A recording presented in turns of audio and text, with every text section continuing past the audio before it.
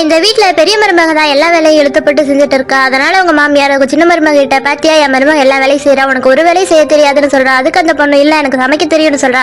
அதுக்கு அந்த மாமியாரும் நீ சமைச்சு அதை யாரு சாப்பிடுறதுன்னு சொல்லி அந்த பொண்ணை ரொம்பவே அசிங்கப்படுத்துறாங்க. ஒரு நாள் அந்த மாமியாரும் பெரிய மருமகளும் காய்கறி கடைக்கு போறாங்க. அங்க தெரிஞ்சவங்க வந்திருக்காங்க. அவங்க கிட்ட கூட இந்த அம்மா அவங்க பெரிய மருமகளை பத்தி தான் ரொம்பவே புகழ்ந்து பேசிட்டு இருக்காங்க. என் பெரிய மருமக தான் வீட்டுல எல்லா வேலையும் பாக்குறா, என் சின்ன மருமக ஒரு வேலை கூட செய்யறது இல்லைன்னு சொல்லி அங்க கூட அந்த பொண்ணை மட்டமா தான் பேசுறாங்க.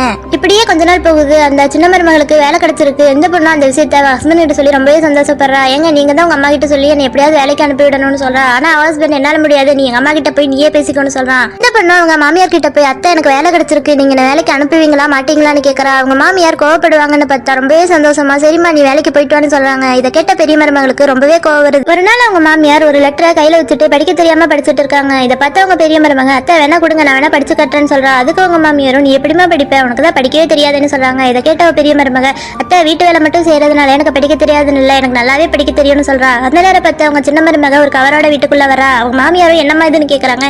அதுக்கு அந்த பொண்ணு என் சம்பள கவரத்தைன்னு சொல்றா.